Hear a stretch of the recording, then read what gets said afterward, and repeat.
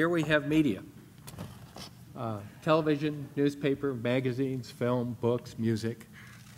Games should be there. But media is all around us. The companies that control media are very, very large, very successful, very profitable, until the internet came along. The internet has been a very, very disruptive force in the media business. All media companies, all the large traditional media companies are going through a very, very sort of cataclysmic set of changes. And the changes are happening on a daily basis. Economics of the business have completely changed. Where you target things has completely changed. How you develop content has completely changed. And it is a really disruptive force in our society. If you look at its period between 2005 and 2008 and look at the newspaper stocks, most of them lost between 50% and 80% of their value. This was something that people started to predict much earlier than that. I was on the board of directors of Knight Ridder newspaper. They had 22 newspapers. In the 2001 time frame, they started to see a terrible thing happen. They started to lose advertisers. They started to lose circulation. They started to see things happening on the internet where the immediacy of their news was being defeated by news being published on the internet. And the economics of this business didn't make sense anymore. They had to invest in paper plants. They had to invest in very large capital equipment, in presses, in distribution. And now this new distribution media came along and started to disrupt the newspaper's economic business model in a very, very drastic way. If you follow this graph down for the last couple of years, you'll find that a lot of the major newspaper chains like the Tribune Company have gone into bankruptcy. Media News Group has gone into bankruptcy. Most of the newspapers have cut back drastically in the way that they fund their activities. They've cut their staffs. They've started to pool their resources in terms of content. It's really fairly grim. A couple of newspapers, you see the best one here probably is the New York Times and Gannett. A lot of the newspapers recognized this early, started to move into the digital arena, started to provide content in the digital arena. In particular, the New York Times has built an online reader. As a matter of fact, Adobe helped the New York Times build this online reader. And they're starting to switch their revenue stream. 23% of their ad revenue has now switched to online. They're tying subscription to this reader with the delivery of the newspapers, trying to hold on to the newspaper business. But it looks grim. It looks grim for all the newspaper companies and probably will continue to look grim until they successfully make a transition to the new delivery mechanisms. Books.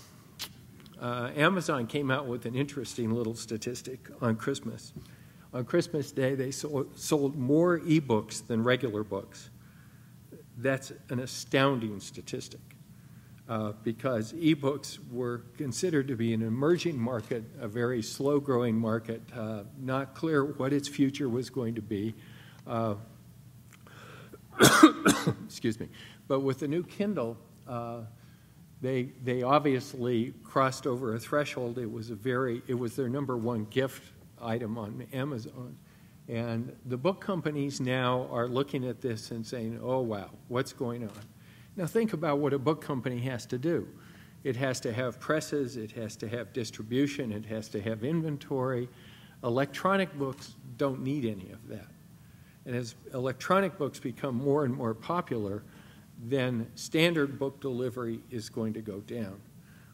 There's an interesting graph that I found. This is from the U.S. Trade, American Publishers. This is wholesale electronic book sales.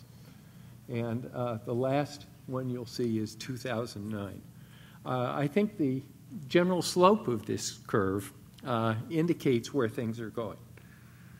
It's very interesting. If you go to college and you're a freshman, by the time you graduate, all of your freshman books are now obsolete if you're in any kind of technology or biological area or any science area. So it's going to be really interesting seeing the growth of electronic books. Most universities, libraries are now switching to electronic books.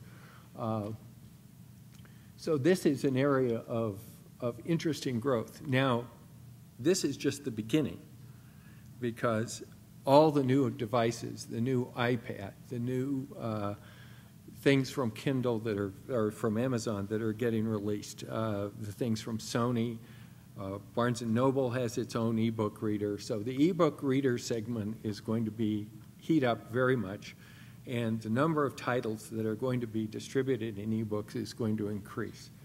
So the book business is going to be a very interesting business in the future, very different than the business it is today. Magazines have roughly the same problem that newspapers have.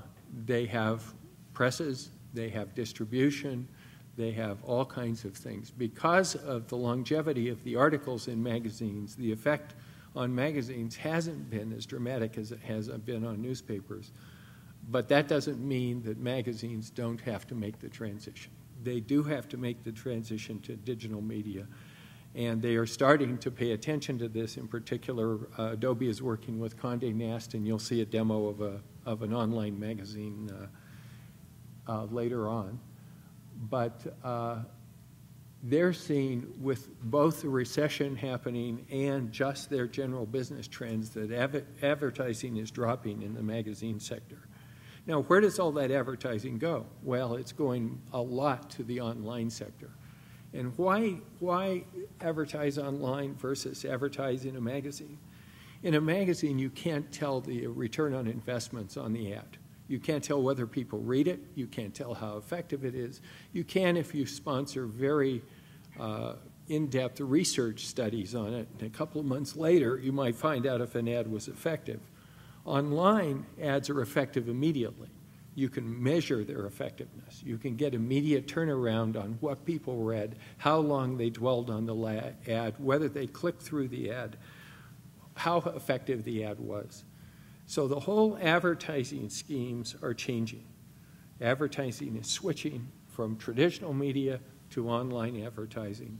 And the reason that that's happening is because the statistics and the information you get out of your advertising is far richer, far more complete than it is from the traditional media. Film's really complicated. This is an enormously complicated business. The big movie studios are horizontally integrated.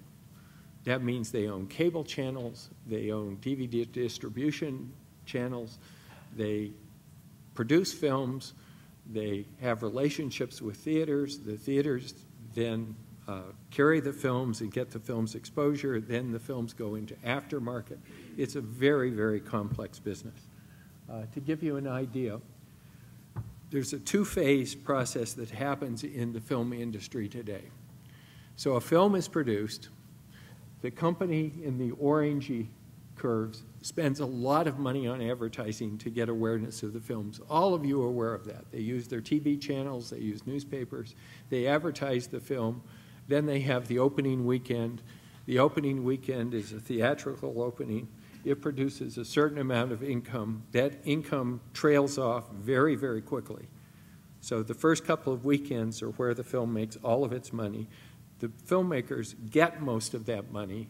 Most of the percentage of the receipts go back to the filmmakers at that time. Then, about 12 to 19 weeks later, they do another big advertising spend when the DVDs are released, and it goes into the secondary markets. The secondary markets are DVD release, cable, pay-per-view, things like that. The scary thing about this model is that less than 20% of the revenue comes from the theatrical distribution. So what are the economics to the filmmaker? They're getting sort of 1/5 of their revenue from the theatrical distribution.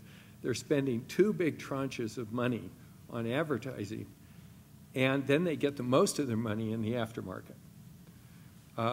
Now, what would be your indication if you were in the film business? What happens when the timeline between DVD release goes back and gets closer to the timeline for theatrical release? Well, you spend less money because you have to spend less money on advertising, reminding people about the film. There's an enormous pressure right now to make that happen in the film industry. Last week, Disney was releasing Alice in Wonderland, and they announced that they were going to shorten the DVD release to 12 weeks from 19 weeks, and they got huge pushback from all of the theaters in the UK. It's an economic reality for the studios to want to reduce that time frame. It's not an economic reality for the theaters to reduce that time frame. So there's a lot of tension in the movie business right now, trying to figure out how to balance this. The other factoid that's sort of interesting is there are a ton of movies made every year. Sundance has 10,000 movies submitted to it every year. It has to pick 120 of those movies to go into the festival. If you go through the earnings calls of the movie companies, they are producing less movies every year. In other words, they're bringing fewer and fewer movies to market because it's a very risky market. They have to have blockbusters to make money. And so they're bringing fewer and fewer movies. So there are two trends. One trend is more movies are made. The other trend is less movies are actually distributed. Well, that's not serving the needs of the consumer. So what has to happen in the future is we need to build online distribution and a different distribution model for the movie business. We can't rely on the theatrical production cycle along with the DVD production cycle. We have to have online distribution, online grading, online critiquing, online communicating about movies. And I think that's ultimately the direction that the industry is going to go. The music business everybody knows about. The pirating sites came up very, very early. Music got pirated at extensive rates. But the music companies didn't have the value proposition that they used to have. They used to have the value proposition that they were the only ones who could actually produce a decent CD. They were the only ones who could distribute a CD, but that's all changed. So the music companies are struggling, and let's say 32% less was spent on music this year than last year. If you don't believe all of this is really, really disruptive, all you have to do is look at the statistics on iTunes. iTunes has 11 million songs. iTunes has 10,000 music videos.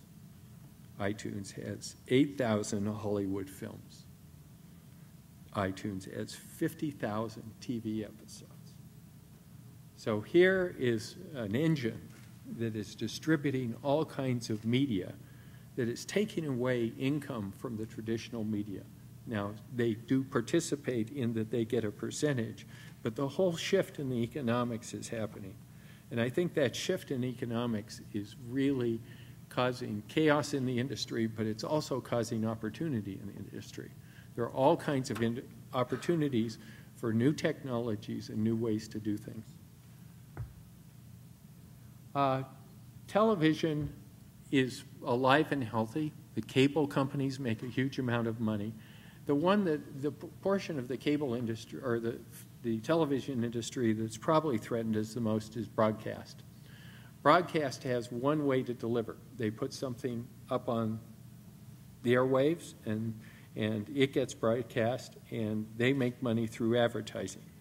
They're getting more and more and more competitive pressures from the cable distribution schemes, and now they've got online film and program distribution. And so what the broadcast industry has to do is it has to make its money both from licensing its content to the cable companies, but also trying to hang on to the portion of the advertising that it's got.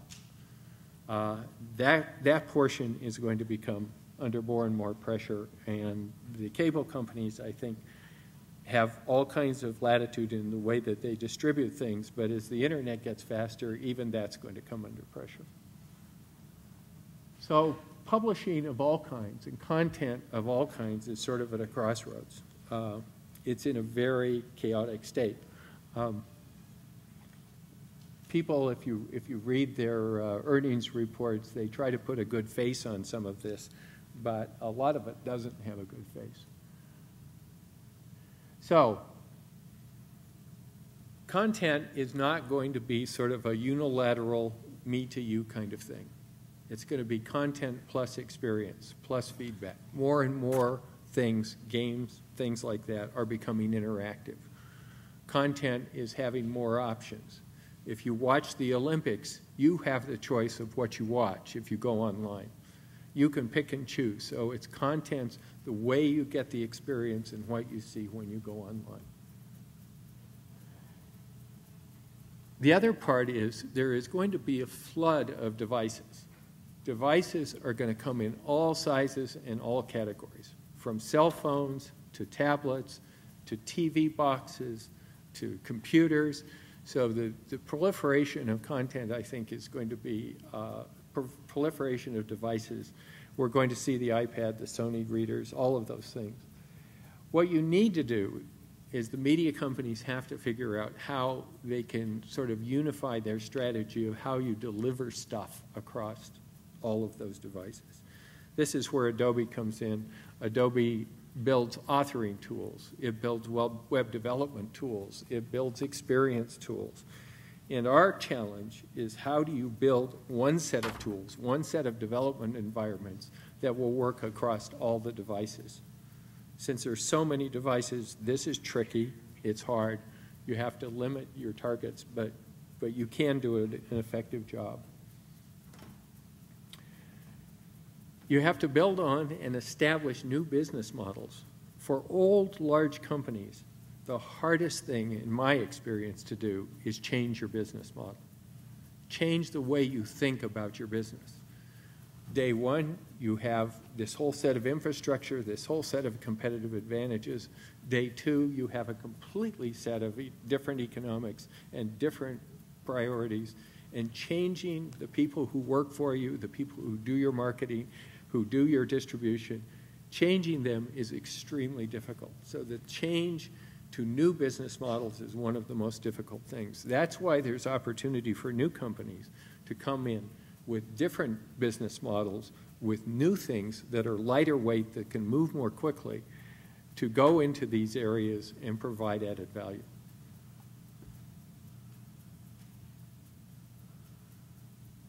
You have to understand your audience, you have to understand engagement, you have to understand what they think. Online, there are a huge number of measuring tools to make that happen. Offline, there aren't. So you have an advantage being online in the digital domain, in being able to understand your customer, being able to understand what they're doing, how they behave, what they want, how they want it, when they want it. The new ad models, and this is actually one of the reasons Adobe bought Omniture, is that everybody wants to understand effectiveness of advertising. Everybody wants to understand what a customer does when they come to your website. How they act, how long they dwell on a page, how long they look at something, whether they click through on it, whether they follow a link. You want to understand the customer's behavior so that you can react in a very intelligent way to what the customer wants. That's available on the web. It is not available offline. So the future of digital media is great. More and more media is being developed every day.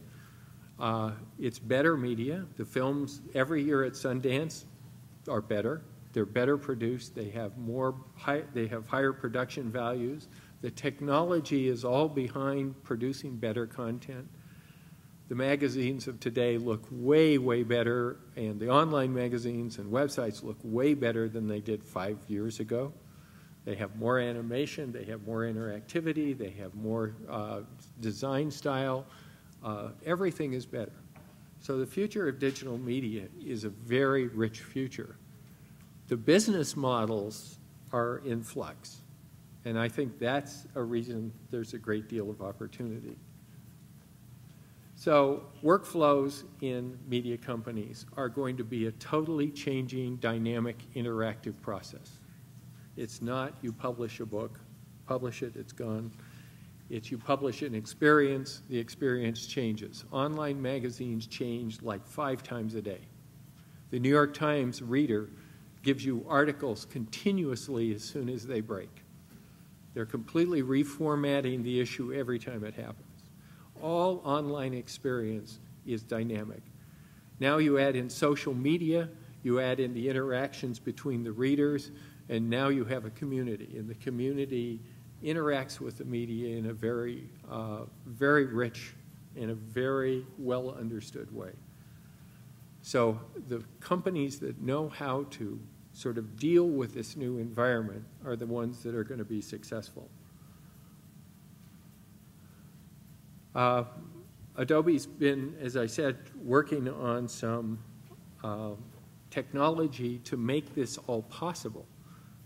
If you deal right now, if you're a large media company and you have a great application, oh, by the way, the other factoid about Apple is they downloaded 3 billion applications since they started the App Store. So applications on iPhones are a big deal. But now, do you want to have Apple control all applications, or do you want all your applications to work across all the cell phones? So we have some demos today, because listening to me talk couldn't be boring. So you need to see something that's cool. So I'm going to invite Ian Parks out to show you some stuff. Thank you very much.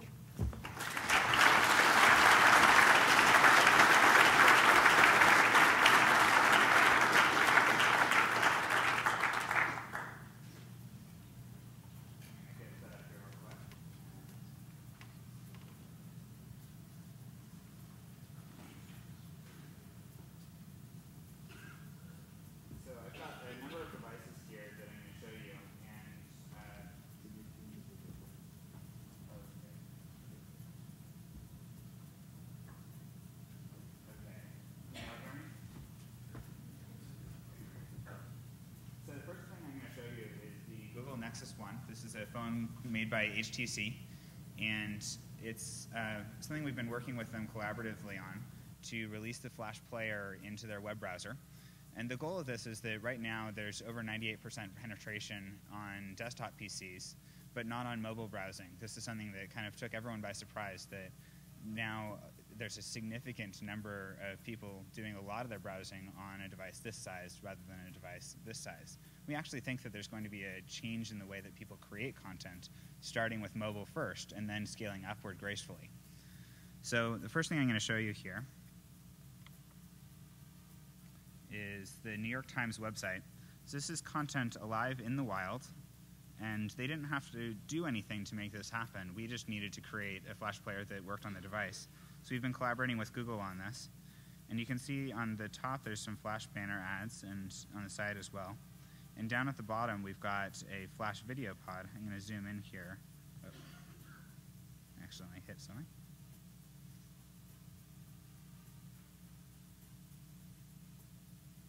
Okay.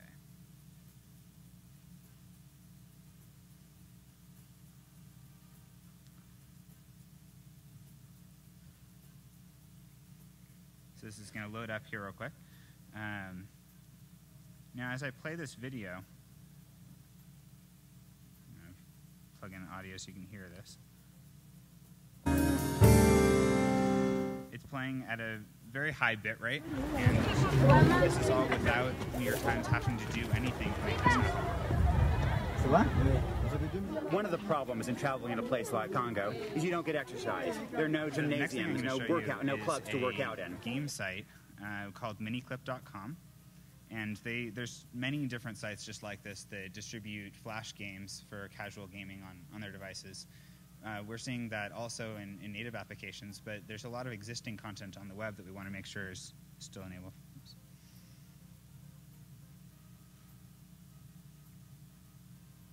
So here I'm going to play a game called Alien Attack. It's a pretty simple game. It allows you to, you're basically doing a point and shoot at aliens and avoiding the friendly fire. So here it's loading up. I'm going to go into full screen mode. Play this. This was a game that was developed to do mouse clicks, but we've done the work of translating those touch events on the touch screen here into mouse clicks so that the game functions without any iteration. You can see if I aim at anything else here, it's going to give a warning there. So it looks like a native application, it feels like a native application without the developer having to do any additional work.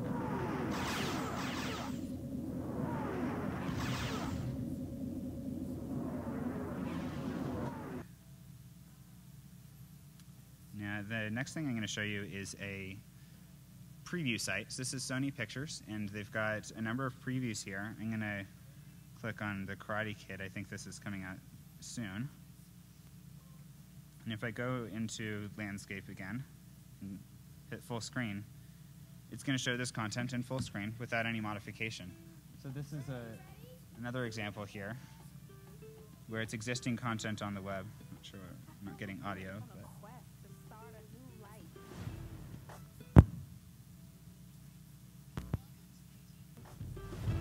there we go. Look at that, Dre. Beverly Hills. We always talk about living So there. again, it's performing at a high bit rate and the it's other without one, any Mom. modification to the actual content. One last thing on this device. I showed you the full New York Times website earlier, but New York Times wanted to create a more engaging experience, much like they did on the desktop with a Times Reader, and create it so that it was tailored specifically to this form factor. So here I've got something we worked on with them, where it's a mobile version of their website. And you can scroll through the articles here. If you want to click on one, then it'll load into that specific article. This one has a few pictures on it, so I can swipe between those.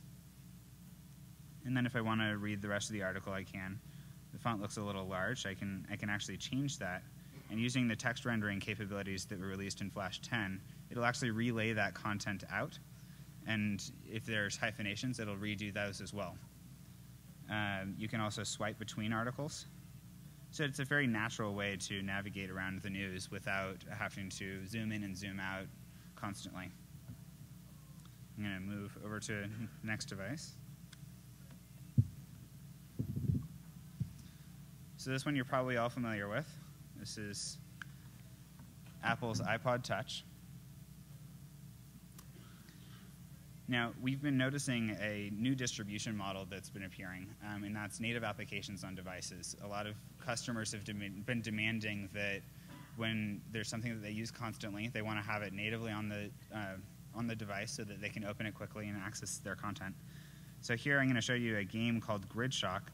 This was developed using Flash Pro, and in October we announced that we were going to be releasing in Flash CS5 the ability to package your applications that you developed on the desktop and distribute them through the App Store.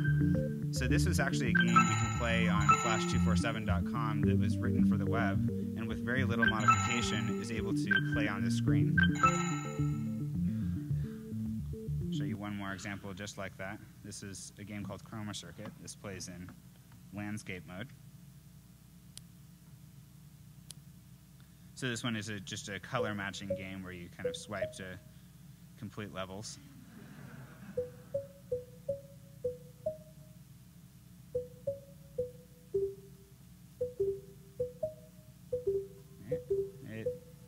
There we go, almost. Anyhow. There we go. So again, this is we're enabling content developers that once you create the application, you don't want to have to rewrite it 6 or even 20 different times when you have a lot of device manufacturers out there that you're trying to develop for. So it's really fulfilling the idea of write once, deploy everywhere. This next phone is the Motorola Droid. This is also a Google-based phone. And here, what you'll notice is I've got a lot of those same applications that I just showed you on the iPod Touch there. Zoom out a little bit. So here is Grid Shock, that same game that I was just playing. And we announced a few weeks ago at Mobile World Congress that we are going to be deploying Air, the Air runtime for Android devices. So this allows you to play those same games that you have on the iPod Touch on other devices. And we're going to be deploying that to many other manufacturers as well. We're working with 19 of the top 20 manufacturers in order to get Flash Player on the devices, and we're also working on getting Air as well. And there's Chroma Circuit and a variety of other applications. There's over 100 applications currently already in the App Store that were built using Flash CS5 in our iPhone packager through our beta program. And that'll be released later this year. Okay. I've got one last demo to show you here. This one I actually do need a digital experience that they could show on devices that could really unleash the content abilities that they wanted to move forward into. Wired's always been known for pushing the limit of ink on paper, and we wanted to move it one step further with them. So here we've got, this is a TV with a touchscreen overlay on it. So imagine this were a tablet that you could carry around with you. I have this exaggerated version so you can really see what is going on here. But this is a very natural way to navigate around the magazine. And let's say we see an article we want to read. We can read through that. There's a couple other ways to navigate around the magazine. If I touch on it, I can see this little scrubber at the bottom. And I can preview all of the articles as they're going across here. And if I see something I want to view, then I can let go. And it'll go to that page. We also have the ability to go into browse mode. So here you can go around and see the articles in a little bit more detail. And you can also see your position in those articles. So let's say that I finished reading this one. The light's interacting with the, there we go. Now we also enabled a number of other ways to add interactive content into the magazine. So let's say you wanted to add additional information that's hidden from the user when they first come to the page. So this wheel allows me to navigate around LA's places of interest and view information about them as I'm going along. Another example, go a couple to the left. This is a car ad, but when I touch on it, I can actually move it around and see a 360 view. We've got another one very similar to that back at the beginning here. There's an ad for the Tesla Roadster. And I've got a little red dot here. I can actually move around and see detail around the car as I'm going around and even view the back. Now, with touchscreens, we've been noticing with both devices as well as tablets that are coming out that you have accelerometers in them so that you can view landscape and portrait because it might be natural for the particular content. So I've put an accelerometer on here so that we can kind of see what that would look like. So this is actually relaying the content out. So when we go to articles here, they've reformatted it. In some cases, they've added different images or recropped them. But in essence, they're able to reuse their content on this device. I'm going to show one more thing on here. And that is right here. So they did an investigation on bulletproofing techniques. Sorry, this is rotated. I don't have the ability to turn that one. So in this article, they actually have a video extra associated with the content. I'm going to put it back in landscape mode for this. And up here, I've got the video extra. If I hit the play button, it's going to go into a full screen and play the video. And at any point, if I'm finished watching that, I can just hit this X button and resume looking at my content. So the overall message here is that we wanted to enable you to write once, deploy everywhere. In this case, it's an Air application, and you're able to not only distribute it on this very portable tablet, but also on many devices that are going to come out this year, including Apple's tablet and a number of others that have recently been announced. and also mobile phones and desktop applications. This is something that can go across all of them. So with that, I'm going to turn it back over to John, and thank you for your time. To summarize, the world now is in a very disruptive state.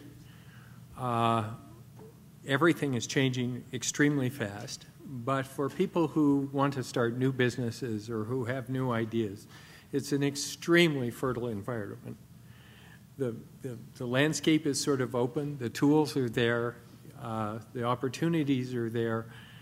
All you need to do is get a little money, start a business, work hard, and have people love your product. And if you satisfy all of those things, you can be a success. It's been a pleasure today, and look forward to hearing any questions. Thank you.